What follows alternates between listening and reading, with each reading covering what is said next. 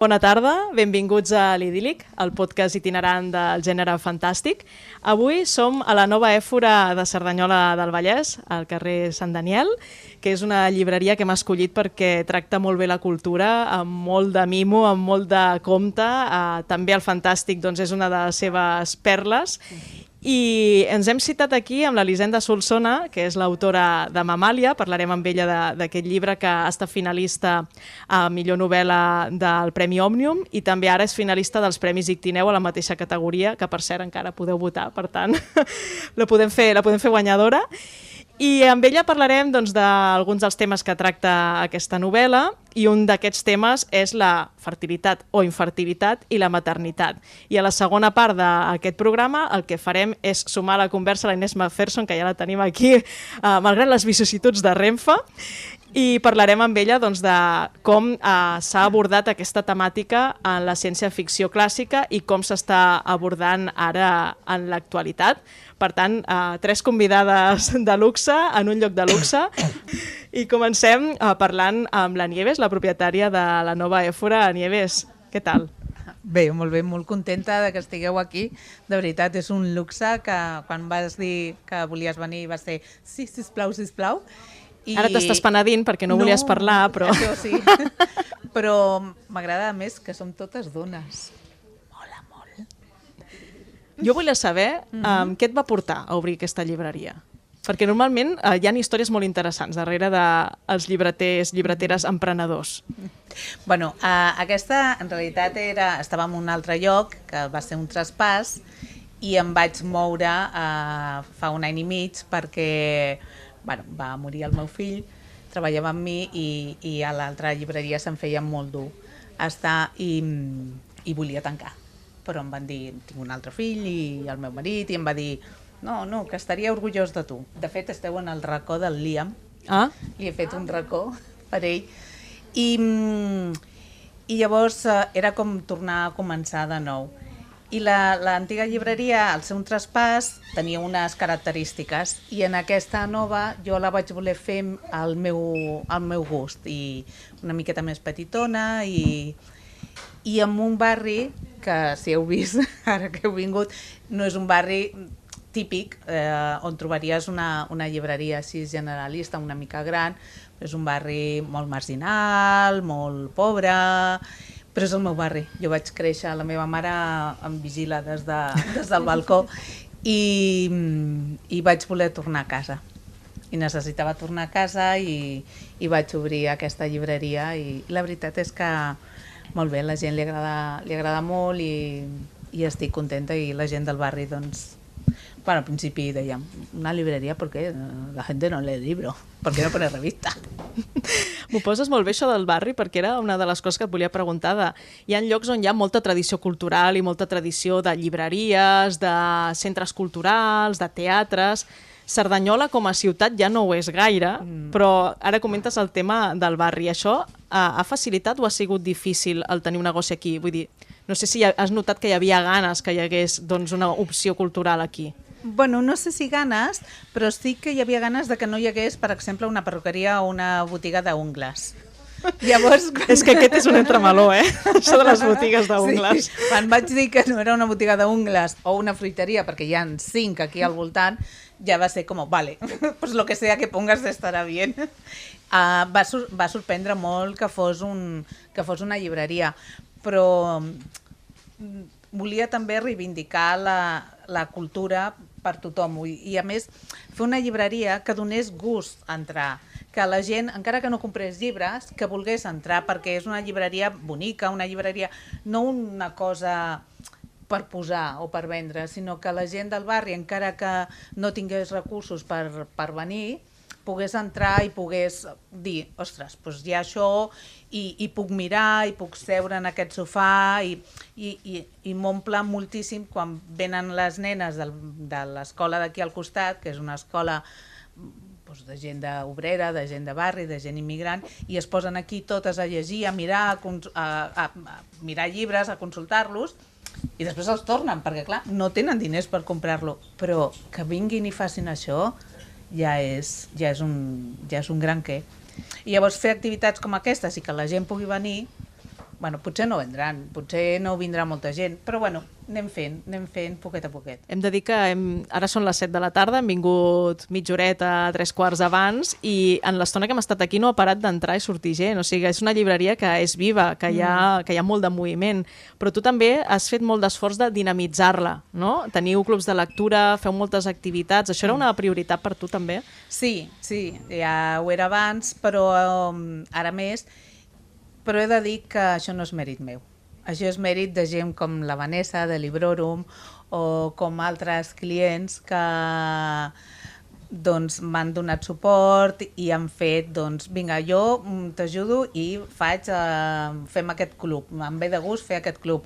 O una noia que es diu Mary, que estudia filologia i que va dir, pues a mi em vendria de gust fer un club d'anglès, i jo dic que sí a tot, i llavors és que hi ha gent tan maca, es coneix gent tan maca a les llibreries i amb els llibres.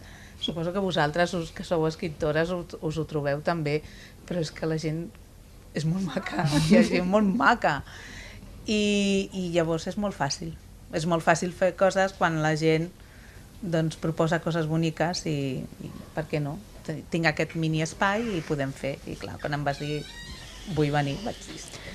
Sí, he de dir que quan vam començar a plantejar l'idíl·lic i aquest format itinerant, vam anar a les cases amigues, no? Vam fer les trucades de la gent que sabíem que ens diria que sí, perquè sabem que tu ets una persona doncs, sensibilitzada en aquest tema, però també per sorpresa nostra doncs, ens hem trobat altra gent que no coneixíem que ens han ofert casa seva per fer el programa.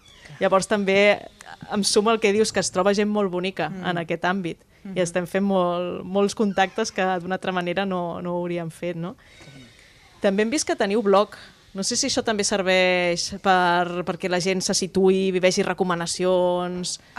Bueno, no el porto tant al dia, això no ho porto tan bé, però bueno, intento recomanar coses, però és més només gestionar les xarxes socials o intentar fer venir gent a les coses ja m'ocupa molt de temps i no, la veritat és que amb això no ho porto gaire al dia, aquest blog.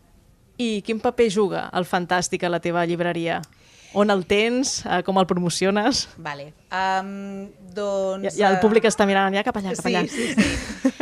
Quan vaig fer el traspàs d'aquesta llibreria, una de les prioritats, com que en realitat aquesta llibreria és més petita que la que tenia, vaig treure infantil perquè hi ha una llibreria especialitzada en infantil aquí al costat, són molt amigues i no volia trepitjar-me i tampoc és la meva especialitat.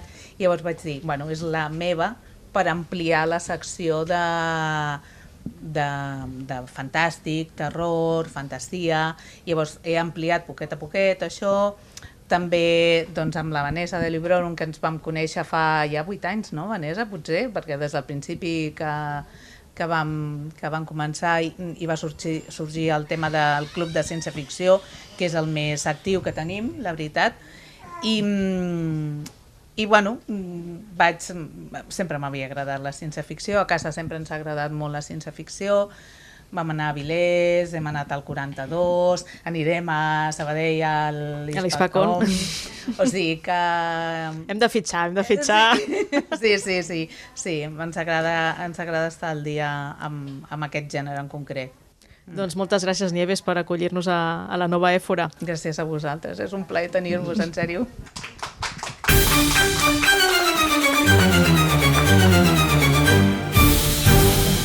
Doncs encarem aquesta entrevista amb l'Elisenda Solsona. Jo vull posar una mica de context perquè es vegi d'on aterro. Jo el primer cop que vaig sentir parlar de tu era quan vas publicar Satèl·lix, el 2019, i tothom deia, és que l'has de llegir, és que quina força que tenen aquests relats, és que fliparàs. Després, amb unes rutes del 42, també va sortir un dels relats a la ruta, i era un val. I el llibre anava quedant allà en la llista de pendents, sempre es colen llibres, ja ho sabem. I quan ha sortit Mamàlia, doncs clar, era com un val. Ara ja és novel·la, ja no tens excusa. O sigui, aquest llibre està sonant, hi ha un rum-rum que implica que l'has de llegir ja. I jo ja t'ho vaig dir en privat, però ho dic en públic també. O sigui, jo crec que és un dels millors llibres que he llegit el 24. O sigui, és un llibre que a mi m'ha frapat molt. La Inés va fent que sí amb el cap. No, realment és un llibre que m'ha deixat molt impactada i tenia moltes ganes de poder parlar amb tu sobre... Que bé, jo també moltíssimes. I de ser aquí, a més, escoltar la història de la Nieves, m'ha deixat, o sigui, que sigui un barri marginal, que hi hagi aquesta llibreria, que apropis la cultura... M'ha emocionat molt, sí. Jo estic molt contenta de tenir-vos. Així estem tots contents, així dona gust fer entrevistes i fer coses, no? Doncs a veure, per la gent que no ha llegit Mamàlia, aviso que és un llibre que a l'hora d'enfrontar el guió m'ha costat perquè tinc molta por de fer spoilers. Ja, ara ja m'he costat. Al principi em costava molt, però ara ja els clubs de lectura és diferent, clar, perquè tothom va directe a l'espoiler, no? I al final de Mamàlia, però sí que les presentacions o els podcasts em costa molt, però ara ja l'he trobat una mica, saps? El truc de poder parlar-ne i no fer l'espoiler gran. Els altres sí, o sigui, hi ha coses que sí que dic directament perquè penso, bueno, després amb la lectura no se'n recordaran, potser. Jo intentaré no dir-les, si les dius tu, doncs mira, com que ets l'autora no passa res. A veure, el punt de partida és, tenim una noia, la Cora, que de petita se'n va de vacances amb el seu pare i la parella del seu pare, la seva, podia dir madrastra, no sé, aquesta paraula no m'agrada gaire, però bé, la Sara, a un poble de França, i descobreix una cova, no? Que hi ha com unes pintures rupestres molt estranyes, no? Que sembla com si fos un logo d'una empresa. Llavors, ella això ho mig oblida fins que es fa gran i veu algú que té un tatuatge amb aquest logo. I aquí comença tot, no? Tenim la història explicada des del punt de vista de la Cora, de com era aquesta infantesa, de com va ser aquest episodi, i llavors en paral·lel tenim uns capítols d'una clínica de fertilitat, no? I que veiem com hi ha una mare que acaba de tenir la seva criatura i que la tracta una mica de forma estranya. Estranya per ser suau, o sigui, una manera una mica creepy, una manera desagradable. I bé, no sabem què tenen en comú aquestes dues històries, però anem avançant i és una història que es va fent a foc lent, però no és lenta la història. Vull dir, expliques amb comptagotes, però el lector es queda enganxat d'una manera de jo vull saber què està passant, què és això, no? Llavors hi ha com molts subtemes i el tema, que és el que li dona nom al llibre, és el tema de la maternitat, no? Parlem primer del context.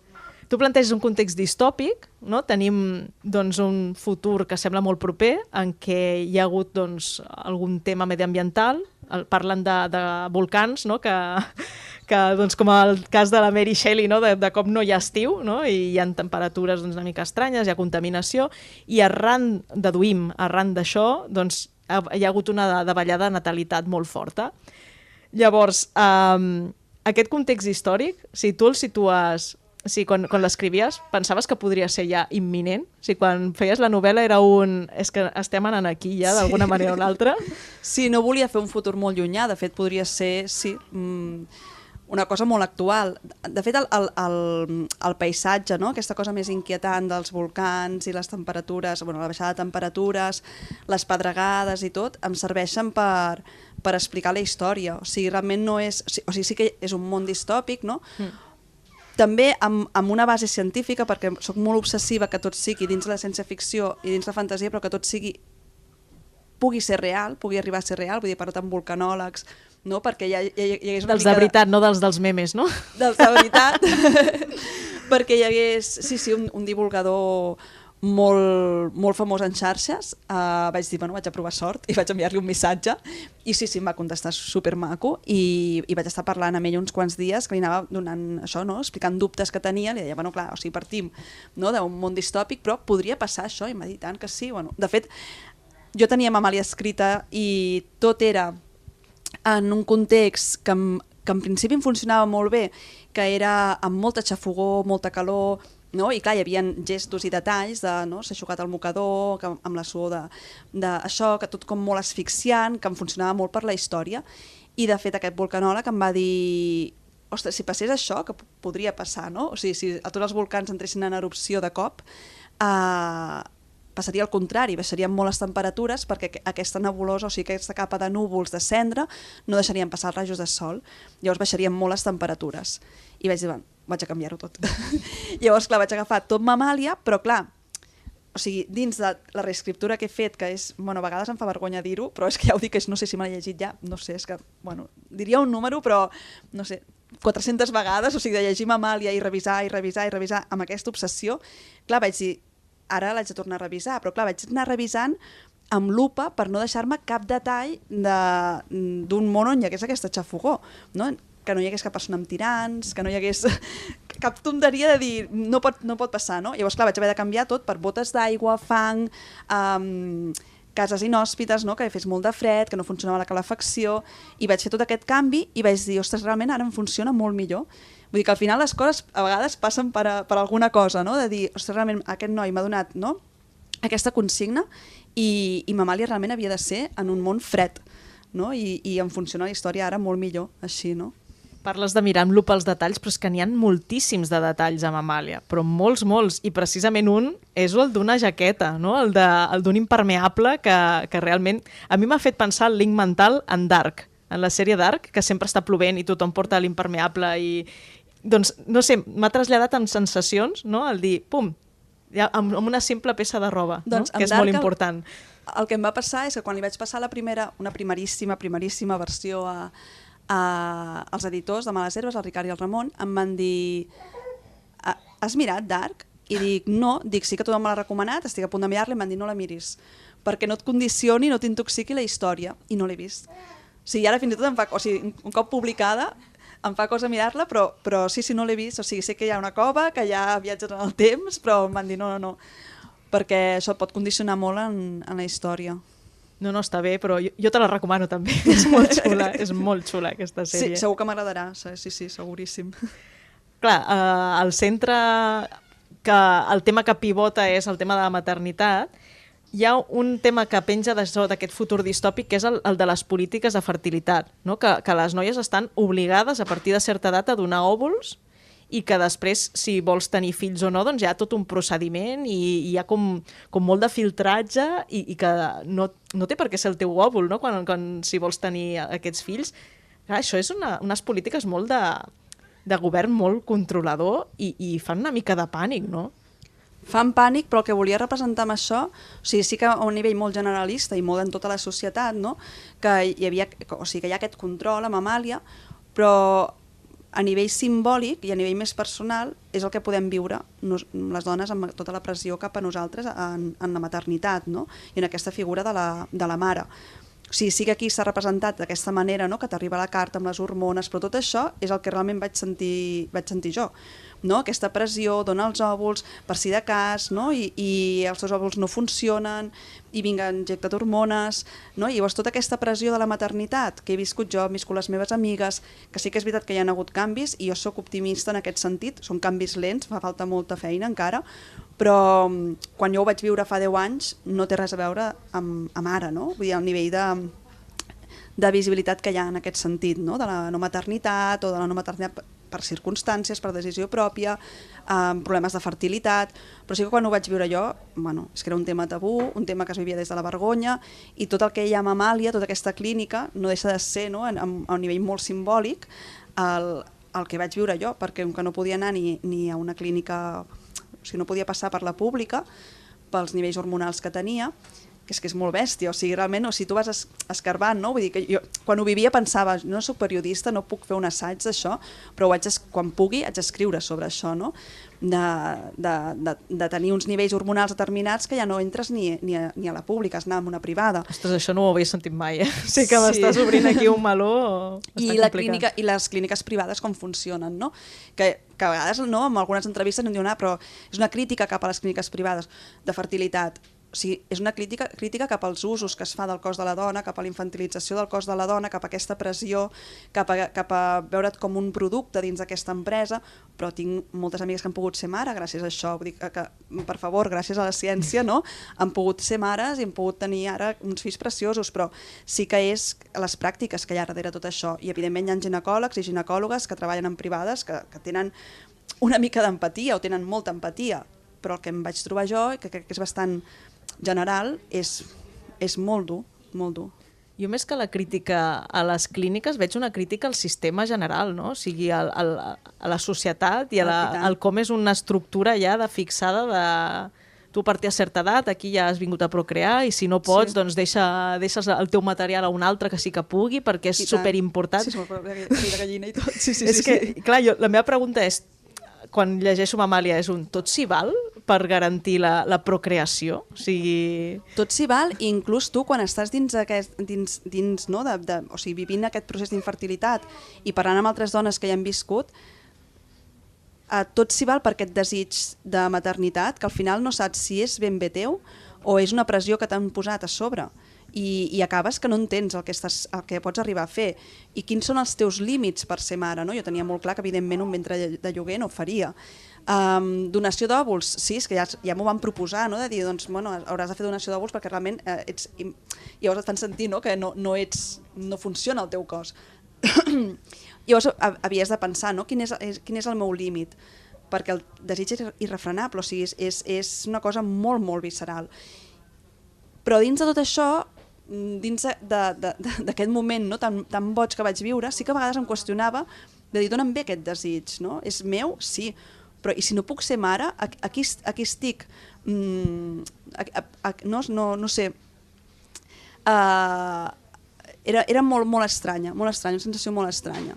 Clar, això ho veiem en algunes converses que té la Cora, no? Que realment es planteja això, no? De dir si puc o no puc ser mare, vull ser mare. O sigui, primer hi ha el puc i després hi ha el vull, quan potser hauria de ser al revés, no? Hauria de ser vull realment, si abans de dir si puc o no. És com que primer t'han de fer el check de que sí que ets vàlida i després decidir si pots o no, quan en veritat hauria de ser al revés, no? Totalment, és que jo vaig passar per això. De fet, sempre comento, no?, que jo era relativament jove quan vaig passar per tot el procés d'infertilitat. Jo tenia 29 anys perquè volia ser mare jove i recordo que vaig anar a la clínica de fertilitat i a la sala d'espera era de llarg la més jove, no? I inclús el ginecòleg, quan vaig tenir uns quants avortaments abans de quedar-me embarassada i que tirés endavant, me'n recordo que em deia, però ets molt jove, tu pots anar-ho intentant, no? Ostres, és que realment o ets molt jove o ets molt gran, sempre s'han de posar, no?, en el teu cos, a dir, bueno, és que jo no vull continuar avortant, vull que se'm solucioni el problema, per molt que sigui molt jove i tingui molts anys per endavant, no? O amigues que volen ser mare amb 43, no?, que li diuen, no, el teu cos no funcionarà amb 43 anys, vull dir que sempre, per molt jove o per molt gran, no?, s'han de posar en el teu cos i en les teves decisions. I em va passar una mica això, que jo no tenia molt clar si ser mare, no ser mare. De fet, del meu grup d'amigues, no?, de tota la vida, era de les que em qüestionava, de dir que jo crec que no vull ser mare. Però em va passar que em vaig quedar embarassada molt ràpid i el vaig perdre amb 29 anys. I a partir d'aquí vaig passar de 0 a 100. O sigui, de dir, no, ara... Doncs ara sí, no? Vull ser mare i a per totes, no? Sí, se'm va despertar l'instint, però d'una manera exagerada, i per això també em qüestionava això, no? De dir, d'on surt aquest desig? És el no puc, estic defraudant, no?, a la meva família, als meus pares, als meus avis, a la societat en general, a la meva parella, no?, perquè sóc jo la que no estic podent, no? I llavors és tan complexa, o sigui, no? Vull dir, i van ser 3 anys i mig, no? I amb aquests 3 anys i mig, bueno, almenys va poder sortir Mamàlia. Sí. Però el llibre l'has escrit després o ja el vas començar a escriure en tot aquest procés? La idea em va sortir en aquest procés. Vam anar de viatge amb el pare del meu fill gran al sud de França, a Rià, vull dir que tot això és real. Passa, o sigui, tots els llocs són reals. No? La cova és real, també? La cova és real, sí. Ja sé on anar aquest estiu. Clar, no és la cova aquesta, però sí que perquè es pot visitar, a més pots anar en barca per dins. Està generant necessitat reservar. I sí, de fet vaig penjar una foto a Instagram de dir, és aquesta la cova, que em veia tan jove, pensava que han passat anys. I allà va sortir la idea en aquesta cova, però el que sentia és que no podia explicar el que estava vivint, no? Si necessitava molta distància, no? I abans van sortir satèl·lits, va néixer el meu fill gran i això, i després he pogut escriure amb Amàlia des de la distància, no? Perquè sempre dic que és molt important, no? Això que es diu el que no es diu no existeix, no? Però també s'ha de dir quan tu puguis, vull dir que tampoc hi hagi pressió en aquest sentit de dir, parla dels avortaments, perquè sí, endavant, o sigui, perquè jo em vaig sentir solíssima, no?, quan em va passar, perquè ja dic, no hi havia tanta visibilitat, em sentia fins i tot, em feia vergonya inclús amb el meu grup d'amics, no?, que inclús a vegades deia, no, però és igual si no puc ser mare, quan en el fons ho desitjava, però ho feies per, no sé, coses molt estranyes. Per treure la pressió del damunt, no? Exacte, no?, i era molt tabú encara. I tant de bo hagués pogut, perquè hi havia poca literatura sobre això, no? On veure't representada amb un personatge. I per això he hagut d'agafar això, distància. Això de la distància em fa pensar, el gènere fantàstic l'has triat com a escut? O sigui, com a poder prendre aquesta distància i parlar d'aquests temes d'una manera que no t'interpel·li tan directament a tu, Elisenda, la teva experiència, la teva vivència? El fantàstic, o sigui, em serveix sobretot de context, d'embolcall, no? O sigui, igual que amb satèl·lits, no? Amb la desaparició de la Lluna, o sigui, em serveix situar els personatges en un paisatge estrany, inquietant, perquè florin més les seves emocions, se sentin més vulnerables, més fràgils. O sigui, una Cervera de la Marenda, no? Amb el mar contaminat, amb la cendra. Vull dir, és un poble decadent, és un poble que m'encanta, o sigui, és el meu lloc al món. Imaginar-me les dues protagonistes allà, no?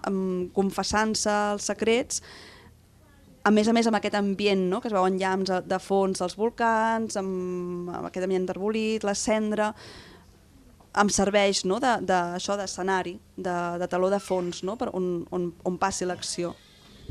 També un altre dels temes vinculats a la maternitat és els tipus de maternitat. Per exemple, tenim la Sara, que és la parella del pare de la Cora, però que li acaba fent de mare, no? I que ella se l'estima com una mare i que ella s'estima la Cora com una filla. Per tant, també posa sobre la palestra el dir ningú considerarà la Sara mare d'aquesta nena, però està sent mare, no, també?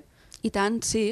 De fet, volia parlar em vaig fer una llista inclús, no? Dels diferents tipus de maternitat, de no maternitat, i diferents els tipus de maternitat, inclús hi havia la mare de la Sara, que és una mare totalment tòxica, no? Però la Sara, que és, crec, el meu personatge preferit de Mamàlia, o sigui, quan vaig acabar vaig dir, és la Sara, o sigui, realment he escrit la història de la Sara, crec, perquè no sé, m'agrada molt. Doncs I sembla que no, quan comença? Vull dir, sembla que no serà tan important en la trama. Clar, sí, i la Cora és la protagonista, he estat 5 anys amb la Cora, però sí que la Sara, no, és no sé, i llavors el que volia parlar era sobretot de la madrastra amb tots els clarobscurs, no? Perquè sí que veia que bueno, no? És que inclús el nom ja no? ens tira molt enrere per aquesta cosa més històrica de la madrastra, no? Com una bruixa, una persona dolenta, però d'un temps cap aquí s'ha fins i tot romantitzat i endolcit, i fins i tot aquesta pressió de dir no, la madrastra és boníssima, s'estima els fills de la parella com si fossin seus, ho dona tot, ho sacrifici, i és com, bueno, o lo dolent, o també aquesta pressió per ser superbona i sacrificar-te, i és, bueno, doncs també hi ha aquests clarobscurs, no? I la Sara té els seus dubtes de maternitat, cap a la Cora, de dir me l'estimo, no me l'estimo, jo vull crear una família a part de la Cora, no? Amb tots els dubtes que tots tenim, perquè tots som complexes, tots tenim aquests clarobscurs, i les madrastres també, no? Llavors volia parlar també d'això. Un altre subtema que diríem és o a mi m'ha fet pensar llegir la història de la Cora i el com l'explica, és la romantització de la infantesa o el com hi ha llocs i moments que es converteixen en zona de confort sense que ho sapiguem i que hi anem tornant, no? I que sense saber-ho, sense ubicar ni tan sols el record, hi vas connectant i vas tornant, no? I crec que aquest també és un fil que hi és en tota la història des del principi fins al final. No sé si era conscient o no fins i tot en tema de sensacions, perquè tu parles molt d'una Cora que recorda molt els gustos, que recorda molt les olors, que es fixa molt en els tactes. Sí, és que me recordo molt una presentació que vam fer amb la Maria Guaix, que va escrit les vampires, les petites vampires, que comentava, no? Diu, és que no sé si al final ens fem escriptors per parlar de la infància, per tornar allà, no? Perquè és que és veritat, o sigui, jo gaudeixo tant escrivint perquè retorno una mica a la infància, no? El teu lloc, això, no? El teu lloc segur.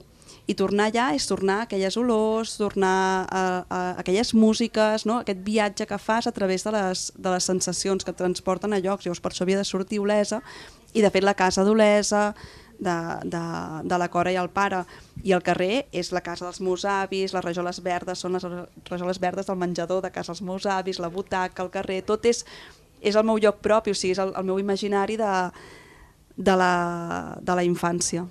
Ara has dit música i m'ha fet el link mental. Boleros, parlem dels boleros. No, perquè m'ha impactat molt el com el bolero s'acaba convertint en la identitat del pare de la Cora. I jo tinc una història personal amb els boleros. Ah, sí? Que jo, sí, el meu pare sempre posava boleros al cotxe.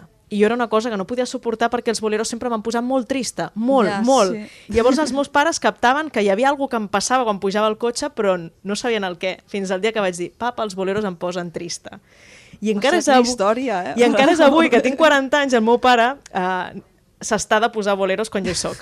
Llavors, quan vaig llegir això, vaig pensar, hòstia, el pare amb els boleros, Sí, no? sí. O sigui, què tenen els boleros que ens transporten a no sé on, que tenen aquest punt de nostàlgia, fins i tot Sí. instintiva, perquè ja em diràs un nen de què té nostàlgia, no? Sí, totalment. Jo sóc una persona molt... Vull dir que ara no és que es critiqui la nostàlgia, no? Però sí que aquesta cosa de pensar en un món anterior com millor no és tant això, sinó això, no? Aquest lloc segur de la infància. I sóc molt nostàlgica, sobretot amb la música. I a mi els boleros, si ara penso de dir als meus avis, què posaven els dissabtes al matí? Posaven sardanes, o sigui, no posaven boleros. El meu pare també. Però per què? Sardanes. Perquè sí, i el record és la meva àvia regant al jardí mentre sonen les sardanes. No escoltàvem boleros, però en canvi els boleros em transporten suposo a moments de festa major olesa, moments de dinars en restaurants on sonava un bolero, un passo doble, no? I es posava tothom a ballar, no? Aquests balls de saló amb dinars grans, i em transporta a una època, no? Que és aquesta època, no sé, de la meva infància, i aquí és el fil conductor sobretot de la primera part, no? D'aquest bolero que sona al cotxe, i que les músiques de cotxe és que al final no, queden molt, vull dir, jo recordo molt Pink Floyd, per exemple, no? El cotxe dels meus pares. Oh, quina sort. Sí, vaig tenir sort. Però això, suposo que els casets, no? Que posaven els nostres pares al cotxe, aquella música ens queda molt, no? D'aquests viatges. Però sí, el bolero és aquest retorn, no? Cap allà, i a més em funcionava molt amb tot el paisatge de Mamàlia, no? Aquesta cosa més estripada, més trista, aquest cant més... això, no? Nostàlgic d'una cosa que no saps ben bé d'on ve. Després de llegir Mamàlia i de llegir Satèl·lits, jo em quedo amb el que ets una escriptora de sensacions. O sigui, que tu el que vas explicar-li al lector més que una història és un grapat de sensacions, des d'aquestes de la nostàlgia, des de la incomoditat, des del dolor, des de la incertesa. Tu també t'ho consideres? Vull dir, ets conscient d'això o t'hi porten les històries quan les narres? Totalment. No, el que em passa és que sóc una persona que tinc molt poca memòria, és molt exagerat, però és una cosa greu, però com que és des de sempre allà, i la meva família també li passa bastant, i llavors el que sí que recordo molt són les sensacions, i a partir d'elles, no, tiro enrere, puc recordar coses, no? Una olor em pot transportar a un pis on estiuejàvem a Vilanova només per l'olor, no? Però en canvi jo si ara em poso a recordar aquell pis i alguna història em costa molt, però en canvi quan em ve això, no, doncs faig aquest viatge, i sóc molt sensorial, també soc superhipocondríaca, llavors he tingut sempre com molt alerta en el meu cos, també en les sensacions del meu cos, i això suposo també es transmet amb l'escriptura, no? Amb la tristesa, l'alegria, com condiciona alguna part del teu cos, no? Sí. Que sempre em diuen, per què surt un tòrax, no? De dir, el tòrax se'm comprimeix. Dic, Sí, és que o realment... l'estómac, no? Que parles de la sensació a la boca de l'estómac, o Sí, sensacions molt corporals. No? Molt corporals, però suposo que és en aquest sentit... Bueno, suposo no, és un fet que soc... Bueno, des que tinc consciència soc molt hipocondríaca, i llavors em fixo molt, no? En qualsevol detall del meu cos. I m'agrada transportar el lector o la lectora cap aquí, no? A fer sentir aquestes... Això, l'olfacte, el tacte, no? I per últim preguntar-te com ha estat per tu tot el fenomen de Mamàlia i el publicar una novel·la després dels Satèl·lits, que per ser un llibre de relats que sempre passen com desapercebuts ha sigut un bombazo. O sigui, com ho estàs portant, això? Doncs amb un síndrome de la impostora, però exagerat, o sigui, sí, però molt exagerat. I no, Mamàlia realment al principi havia de ser un conte. Jo em pensava que era una escriptora de contes i em sentia molt còmoda en el conte, i Mamàlia era un futur conte per un nou recull de relats. De fet, quan la idea que tenia era publicar-lo amb un recull que vam fer Males Herbes, que es deia Contes pel desconfinament, que al final vaig escriure un altre conte, però aquesta idea era, mira, és perfecte per contes del desconfinament. Bueno, que sort que no el vaig posar allà, perquè vaig dir, doncs, bueno, no, és igual, em servirà per un altre recull, no? I l'estiu del 2020, quan vaig començar a escriure Mamàlia, bueno, va ser d'una manera molt orgànica, no? Passar de conte a novel·la, perquè vaig veure que se m'obrien tantes portes que dic, és que això no, vull dir, sí que hi ha un conte satèl·lits que es diu Closques, que se me'n va anar molt de les mans i vaig haver de parar-ho perquè eren 60 pàgines, però Mamàlia ja veia que se me n'anava, i dic, no, doncs al final vaig a provar de fer novel·la, però molt des de la distància no ho tenia molt clar, no? I al final van ser 4 anys, 5 anys d'escriptura de Mamàlia. Que estic processant que hi hagi un conte de 60 pàgines perquè quan vas llegir Satèl·lits se'n van passar tots tan ràpid que no et podria dir quin és el conte de 60 pàgines, vull dir que no... El de Closques, el de la tortuga. Doncs no, gens. Doncs si et sembla, obrim la segona part del podcast. Convidem a la Inés McPherson, que té el seu lloquet aquí al sofà. Puc començar dient que d'impostora nada? I tant. Ui, no, Sí, sí, no te dejo.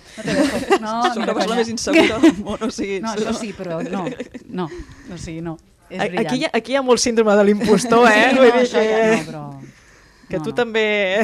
Sí, ja, però no hem vingut a parlar de mi, hem vingut a parlar de mi.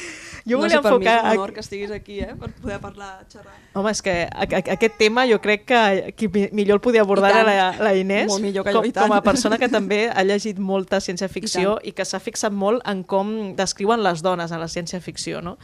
Llavors jo volia obrir el meló de què és el que ens hem trobat de maternitat / fertilitat, infertilitat, que no té per què ser el mateix, com dèiem que hi ha maternitats que no tenen res a veure amb estar embarassada o amb parir, ni tan sols, en la ciència-ficció, i jo volia posar sobre la taula un títol i després ja que vagin sortint i obrim melons, que és el conte de la serventa de la Margaret Atwood. Jo crec que a Mamàlia hi ha punts que et fa el link mental al conte de la serventa, sobretot aquest maltractament cap a la dona, convertir la dona en una incubadora, no? i arrencar-li el fill i convertir un sistema, fer tot un sistema en pro de tenir...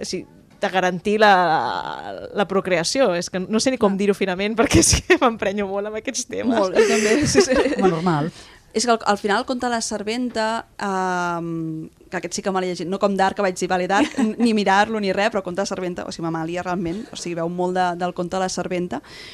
I que la sèrie la vaig veure mentre escrivia Mamàlia, o sigui, la novel·la vaig llegir molt abans, però sí que la sèrie la vaig veure mentre es donava el pit a la meva filla petita, que era duríssim. Saps? Vull dir que... Sí. I sí, o sigui, sí que és això, no? Tot un sistema que fa que la dona sigui una incubadora, però al final, que me'n recordo que ho vam comentar en no sé en quina entrevista que era, no? que el que deia Stephen King, no? De dir, és que al final la ficció, la ciència-ficció, el terror, és una al·legoria del que passa en la realitat. Vull dir, és una pàtina de ficció que fins i tot no que adulcora ni romantitza, no, però sí que ho suavitza perquè ho puguis consumir. No? Perquè jo vaig llegir moltes notícies, inclús contractes de ventres de lloguer, per poder escriure Mamàlia, és que mira, se'm posa la pell de gallina, o sigui, és que és molt pitjor que el conte de la serventa, és molt pitjor que Mamàlia, és molt pitjor que qualsevol obra de ciència-ficció on tracti la dona d'aquesta manera, no? com una incubadora. La realitat és molt més dura, o sigui, de granges de dones embarassades, de ventres de lloguer que viuen totes juntes per controlar la seva sexualitat, l'alimentació, i que puguin fer videoconferències amb les famílies contractants.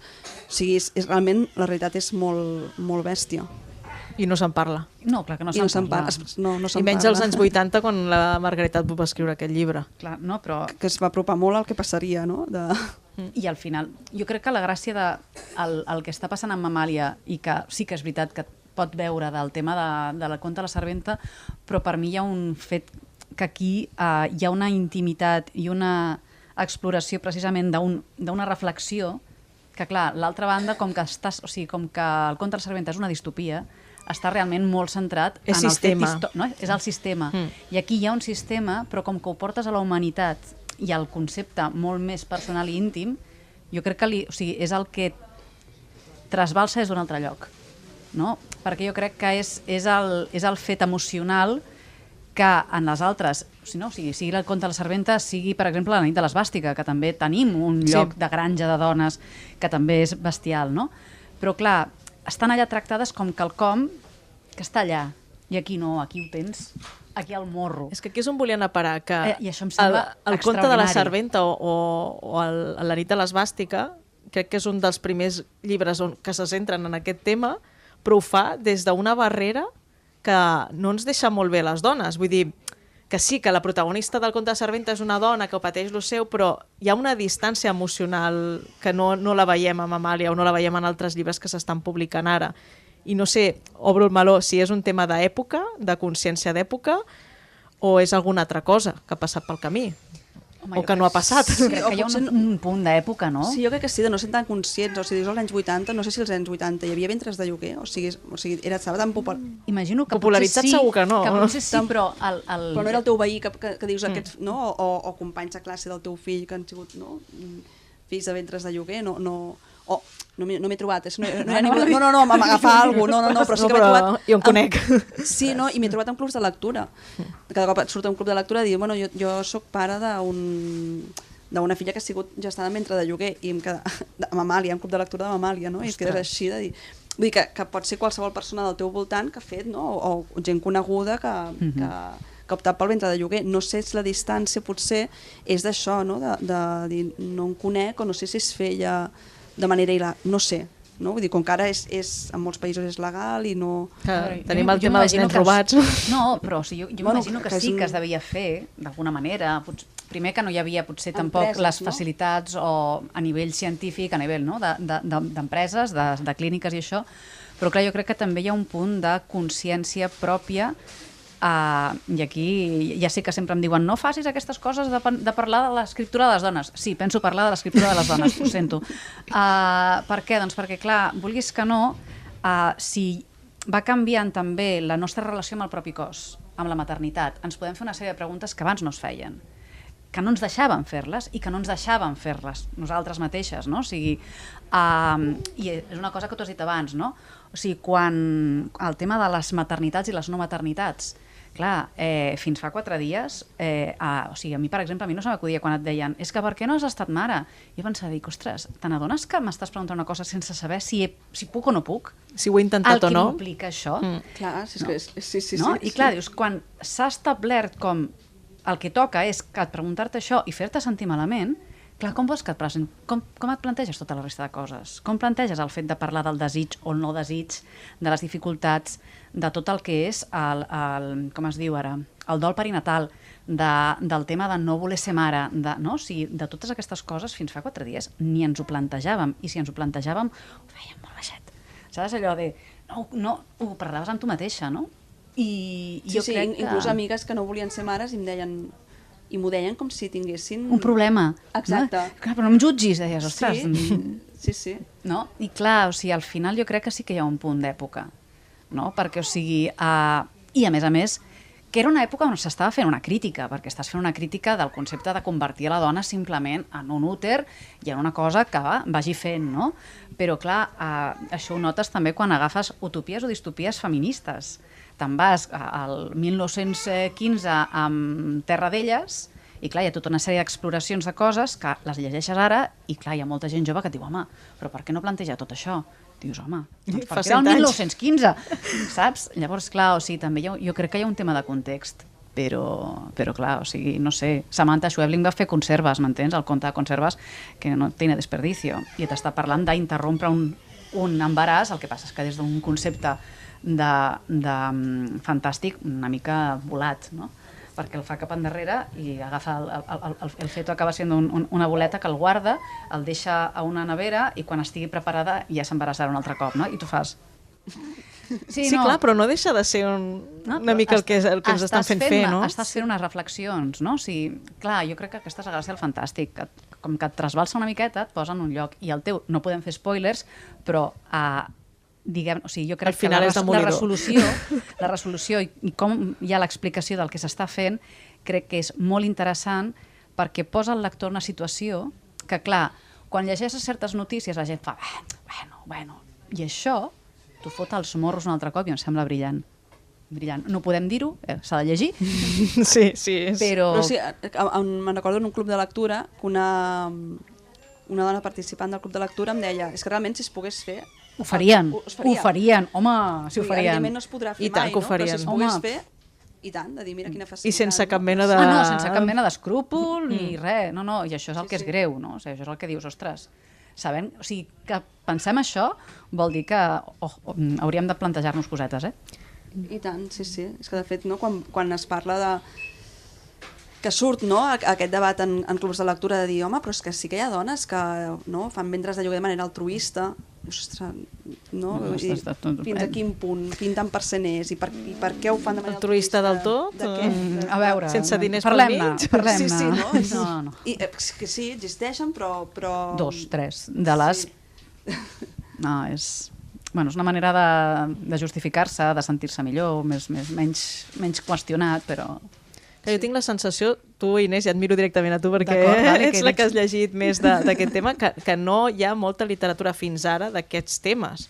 Vull dir que ens hem de trobar directament amb una dona escriptora com és la Margaret Atwood perquè tregui aquest tema a la palestra, però si mirem clàssics, jo què sé, tota l'obra d'Asimov, no hi ha cap dona que sigui mare. Les dones són objectes, són dones trofeu. Sí que trobem a Dune, les Bene Gesserit, que tenen un poder i que tenen com el poder de decisió de com s'embarassen, el sexe del nadó i aquesta barreja genètica amb un objectiu, no? Però la resta de literatura de ciència-ficció clàssica, aquest tema ni hi és ni se li espera, no? O sigui, és com, vale. Home, clar, però primer, a veure, és una de les coses que deien tant Le Guin com Butler i companyia, no? O sigui, Butler ho diu, no? O sigui, si començaves a llegir, primer de tot, per exemple, negres no n'hi havia, no? I si n'hi havia eren el secundari del secundari del secundari del secundari, un arquetip brutal, no? Sí. Un criat. I clar, no? O sigui, i les dones, al final, doncs també hi havia tota una sèrie d'estereotips treballats. Però jo crec que fins i tot les dones hem necessitat tot un procés per plantejar-nos poder escriure segons quines coses. No? Torno a la nit de l'esbàstica. O sigui, si tu agafes 1984 o Un món feliç, escrits per homes, on hi ha un concepte del tema reproductiu, però sempre és una cosa reproductiva que passa en un laboratori, no? Per tant, això és una de les coses que hi ha llibres sobre aquest tema ara dels ventres... com es diu? El ventre...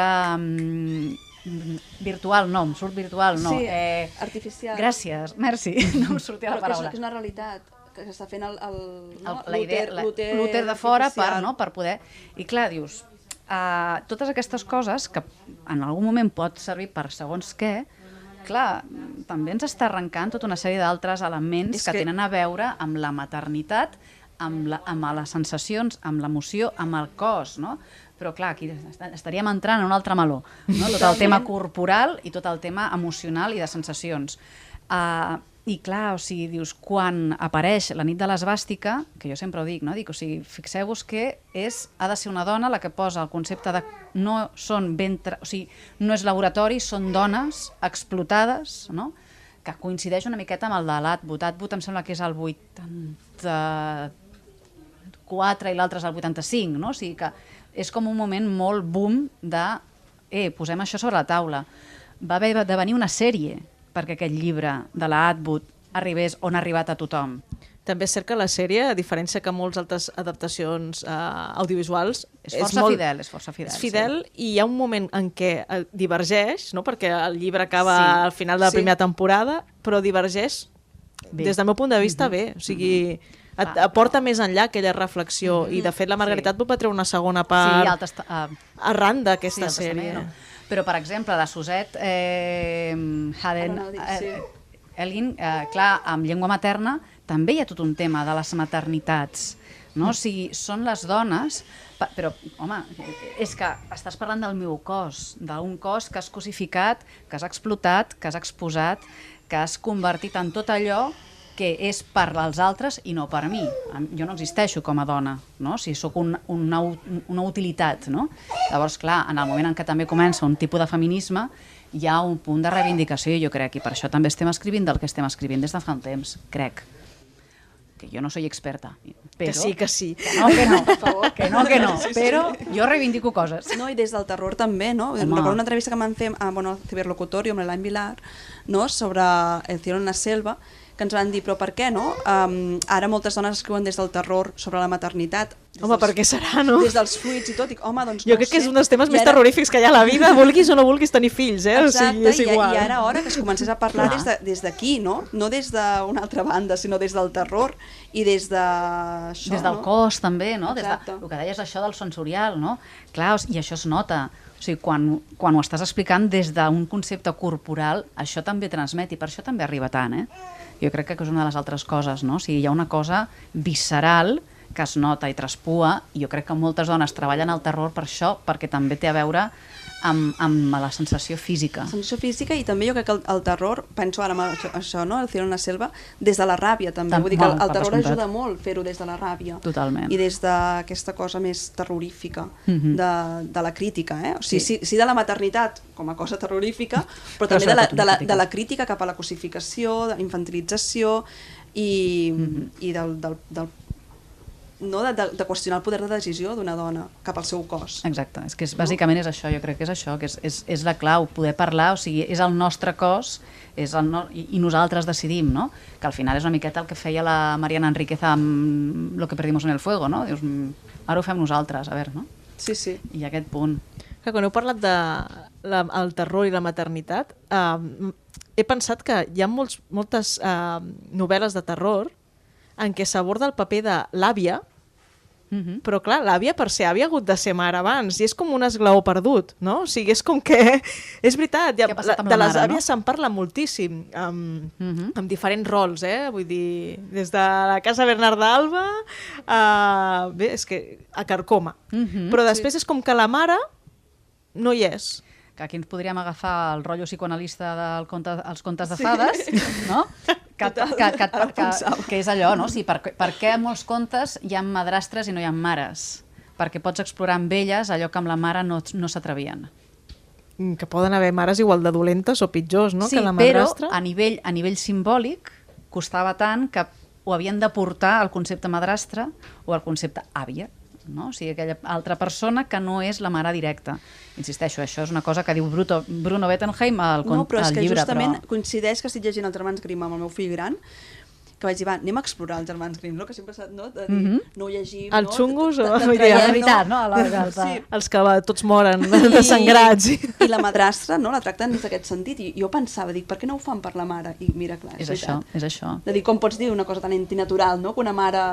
Sí, sí. I què n'opineu del que s'està fent ara? Perquè jo ara penso en autores com l'Elisenda, però també penso en la Roser Cabré Bardiell, amb el seu Iowa o amb que morin els fills dels altres. Penso amb el Mare de la Isabel del Río.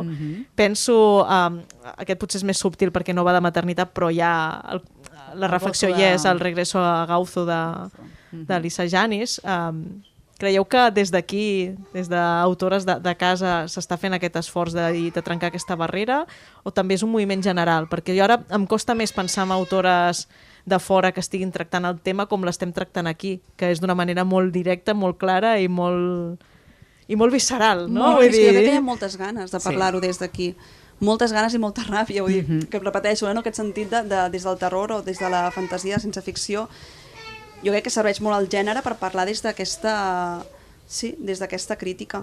I poder situar-ho en llocs molt diferents, jo crec. Home, realment, us he dit unes quantes i totes tracten des de punts de vista molt diferents i problemàtiques molt diferents. Però jo el nou de la Roser no me l'he llegit encara. No em facis spoilers, no? Però clar... No faré spoilers, però crec que el nom ja ho diu tot. Sí, no, ho sé. Però clar, Iowa, en el fons, no ho sembla, però també està tractant el tema. I tant, és que tot gira entorn a això. Però és una cosa que hi arribes, i a més hi arribes d'una manera que és molt interessant perquè, clar, o sigui, està plantejant-te tot uns reptes i unes decisions, no? I en el fons, Mare també t'està parlant de la Isabel del Río, no? També aquest concepte d'ostres, no? La maternitat, com te la planteges, com l'enfoques. El de la Issa Janis també, no? És aquell punt de què faig, no? Jo sóc mare, però vull seguir amb la meva professió de voltant per l'espai i em mira, sento superculpable perquè deixo el nen a la terra. Lisa Tuttle té un conte que es diu L'altra mare. I és una artista que té 2 fills, ella s'acaba de separar i està desesperada perquè, clar, ha de treballar, ha de pintar, té els 2 nens, el pare no fa res, no els recull quan toca i està sobresaturada. I llavors hi ha un moment que desitja poder estar sense els nens. I llavors què passa? Que apareix allà una criatura que pot ser millor mare que ella, perquè sí que vol ser mare, no? Llavors hi ha tot aquell punt, no? De sentir-te malament perquè no el vols, no? Si vols el teu temps, però ets mare, però també ets artista i tens una vida, i com ho gestiones, no? Doncs clar, això al final ho pots treballar des de molts llocs. Ara m'està portant a pel·lícules de terror com la de Babadook i aquestes, Sí. no? Que... És que jo crec que i també això, no? Una necessitat i unes ganes, el que comentava abans de la Sara, la madrastra, no? De parlar de la complexitat, no anar a l'arquetip, sinó parlar de la complexitat, que podem ser bones, podem ser dolentes, i què passa si som en algun moment dolentes, de dir vull temps, és que evidentment vull temps per mi, i això no fa que no estimi els meus fills. I no m'haig de sentir culpable, evidentment, però també vull ser bona parella, i també vull ser bona escriptora, i són tantes I bona amiga, coses, també, no? Sí, Saps allò? Clar, Has de ser la millor en tot. Per sort les amigues tenen Sí, més coneixement, no? clar, I no perquè posen aquesta pressió i no ens posem aquesta pressió entre nosaltres, no? Potser tant. Però sí que hi ha això, que s'ha necessitat de parlar d'aquesta complexitat i d'aquesta pressió, i també que en el moment en què et planteges, no tant ser mare, sinó et planteges si vols ser mare o si no vols ser mare, també fas com una revisió de tu com a filla, no? I quina mare has tingut. Me suena esto. I això t'ho qüestiones en el moment això, no? Que si vull ser mare, no vull ser mare, quan comencen a sortir aquests dubtes entre grups d'amics, no? De quina mare has tingut tu i com vols ser tu mare o no mare, no? A partir d'aquesta mare que has tingut. I aquí també crec que apareix la figura de l'àvia, que crec que és molt generacional, en el sentit de sí que és veritat, no? Que suposo que es feia de dir no podem tractar la mare des d'aquesta manera tan antinatural, posem una madrastra, posem una àvia, però també aquesta cosa generacional de l'àvia com a transmissora del coneixement, no? Perquè la mare està treballant, no? La mare no hi és i estàs amb l'àvia, no? Sí. I aquesta figura de l'àvia també te la planteges quan estàs escrivint, en qualsevol tipus de cosa artística, no? De revisar la mare i revisar l'àvia també, no? I amb això, bueno, clar, molts tipus de maternitat hi ha aquí. I jo crec que és això, que la complexitat aquesta és precisament la que ara estem explorant, no? Si te'n vas endarrere, ciència-ficció, fantasia i tal, hi ha com una cosa molt de dona X, no? Si ets mare, ets fem fatal, no? O sigui, era com una cosa molt unilateral i molt rígida. Ara, clar, també s'està explorant tota una sèrie de complexitats que demostren també, no? Jo crec que això que comentes. Sí. Que pots tenir molts perfils, vull dir que com a dona no pots tenir dona de 40 anys, i que pots tenir fins i tot dies dolents, no? Allò que dius. Exacte, sí. De fet, l'altre dia parlàvem amb la Marica Vila, il·lustradora, gran premi del Còmic Barcelona de l'any passat, i clar, ella ara té 75 anys i feia una revisió de com ha sigut la seva trajectòria com a il·lustradora, amb una conversa després de dinar, vull dir, no públicament. I deies que, clar, quan jo estava pintant amb la meva criatura petita a sota del tamboret, no? I quan jo m'havia d'aixecar a beure aigua o al lavabo o el que sigui, havia d'anar molt en compte perquè la nena estava molt enfadada perquè jo feia més cas als dibuixos que ella i si m'anava al lavabo 10 minuts, quan tornava m'ho trobava tot pintat. I diu, i clar, vaig haver de pujar a la taula una mica més perquè la nena no hi arribés, vaig haver de fer tota una sèrie d'estratègies, i jo li vaig dir, i això? O sigui, si un company teu il·lustrador home hagués dit que estava il·lustrant amb el seu bebè de 2, 3, 4 anys, quina hauria estat la resposta? I clar, ella deia, és que jo en aquell moment no m'ho plantejava. Diu, però ara sí. Diu, perquè penso, ells anaven a presentar els seus còmics, les seves obres, se n'anàvem de còctel després, jo havia de tornar a casa, que tenia un nen petit, no? Ells no sé què, jo havia de tornar a casa, que havia de fer el sopar. Ells, llavors, diu, clar, jo se m'està reivindicant ara, diu, però jo he fet una trajectòria que ha sigut molt més difícil. Llavors, aquesta reflexió de me l'he fet ara, segurament també ajuda a tot el context que t'ha fet mirar cap allà, quan en aquell moment això era doncs, com la dona que acusa amb el nen petit al costat. Estava normalitzat, acceptat, i no se li hauria passat pel cap a ningú que cap home hagués treballat amb el nen al costat, no? Llavors, no sé si aquest canvi de mirada generacional creieu que també afectarà en el que s'escrigui sobre aquesta temàtica en ciència-ficció en els pròxims 20-30 anys. No, espero que sí, no? Que ja que ens hi hem posat a canviar cosetes, que la cosa segueixi. No sé, vull dir, si aquest tema un cop explorat, vull dir, és com Jo crec un que punt de seguirà. vale, ja l'hem abordat i parem No, aquí, jo crec que seguirà. o seran trames i seran coses que se seguiran desenvolupant en el futur. Seguim desenvolupant coses, jo crec. No? Jo crec que sí, o sigui, intento ser optimista en aquest sentit, no? Que anem a més, no? I si hem obert tants fronts, no? Anem a per ells, no? Sí que és veritat que, no? Dius això estava pintant, no? Amb el seu nen al costat, sí que és veritat que, clar, ens trobem també que les dones, no? Hem de tenir una feina per poder dedicar-nos a la part artística i a més, algunes són mares, no? I són 3 coses i el dia no té tantes hores, no? I sempre dic és que jo Satèl·lits i Mamàlia els he escrit amb les baixes de maternitat. Com que els meus embarassos eren de risc, havia d'agafar la baixa molt aviat, i llavors, clar, tenia 6 mesos que no em podia moure massa i, per tant, podia escriure, o sigui, sí que han sigut 5 anys a Mamàlia, però quan hi vaig posar-me i vaig fer una avançada enorme van ser amb l'embaràs de la meva filla gran, i Satèl·lit sí que va ser amb l'embaràs del meu fill petit, no? I després amb la lactància també, doncs al pit i anar escrivint, perquè tens la baixa de maternitat 4 mesos més. Doncs, ostres, no sé. Sí, no? La Isabel del Río explica que ella escriu quan es posa malalta. Clar, és molt trist. M'he de posar de baixa i escric. No? Sí, no? L'altre dia em comentaven, la teva beca de creació són els teus embarassos. Dic, ostres, realment és fortíssim, no?, que ho hagi de veure d'aquesta manera, de dir, m'haig d'embarassar i tenir fills per poder escriure. Dic, bueno, no o que t'hagis d'esperar que els teus fills siguin grans per poder tenir temps per tu, no? Clar, sí, llavors trobem un desfase d'escriptores que o són molt joves o són molt grans perquè hi ha hagut aquest tema de maternitat pel mig. Sí. Ara els meus fills comencen a jugar una mica entre ells i puc escriure una mica, però és el jugar entre ells de 5 minuts i, mama, mira, no, que estem fent... Escric 3 frases, no? Oh, quines frases més brillants. Sí. Mama, escolta, què?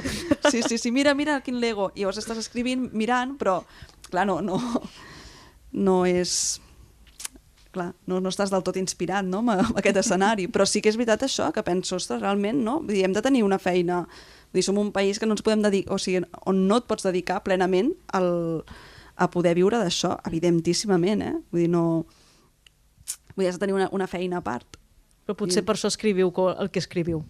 No? Coses que venen molt de la ferida, que potser d'una altra manera, si fóssiu un Stephen King o un Brandon Sanderson que ho teniu tot, no? Les teves 8 hores d'escriptura canviaria bastant, no? Sí, o com... No sé quin escriptor deia, Murakami, de dir, jo m'aixeco a les 6 i fins les 8 del vespre doncs estic escrivint i jo pensant, i qui fa el dinar? I qui fa tota la resta de coses, no? Qui et fa la rentadora, saps? De dir, qui va comprar, no? Que bé, jo també m'agradaria de 6 a 8. Dius, sí, són, no? Són moltes hores, per això, cuidao. Més de 12 hores i una que surt a córrer. Però clar, dius... No? Vull dir, són moltes hores escrivint, però algú ha de gestionar la casa i ha de... No, el Sanderson, clar, és un model mormó i la dona li fa tot, li cuida els fills i tot, i ell està allà retirada, no? Bueno, que bé no, també. De nou la bretxa. Però de fet, o sigui, jo no voldria això, no, ara penset, que bé no. Jo vull estar amb els meus fills també, però vull estar amb els meus fills i escriure. Exacte, una mica de tot. Sí. En un món ideal. En un món ideal. Doncs gràcies, Elisenda, gràcies, Inés, per obrir aquests melons tan interessants. Jo crec que ha quedat un programa molt rodonet, espero que l'audiència també ho pensi, i moltes gràcies a la Nieves per acollir-nos aquí a Nova Èfora. I res, dir-vos que seguim amb les nostres rutes, amb l'Idíl·lic. De fet, ens ve unes setmanes com molt mogudes. Sabeu lo típic que aneu dient que sí les coses i després quan ho poseu al calendari dieu ai. Totalment. Sé perfectament el que vols dir. Justament amb la Roser, ahir ho comentàvem això, de dir, Roser, vaig dir que sí això, i ara no, sí, és anar dient que sí, i quan ho veus dius, vale. Doncs perquè els oients es facin la idea, avui és dimarts dia 18, doncs el dijous dia 20, o sigui, d'aquí 2 dies, estem a la llibreria No Llegiu de Poblenou, presentant el nou llibre del Jordi de Manuel, Quan la Terra respon, amb l'Anna Maria Villalonga. I el dia 29 de març tornem a la Crític de Vic, amb el Josep Rodríguez, presentant Mentre les ales m'ho permetin i reflexionant amb experts del manga sobre l'origen dels Boy Love. O sigui que estigueu atents a les xarxes socials de l'Idíl·lic per veure on anem, perquè tots aquests programes són oberts al públic, per tant esteu tots convidats. I com sempre recordar-vos que els programes estan disponibles a iVoox, Spotify, Apple Podcast i YouTube, o sigui que esperem que alguna de les opcions us encaixin i poder acompanyar-vos en les vostres rutines del dia a dia. Merci per tot. Gràcies.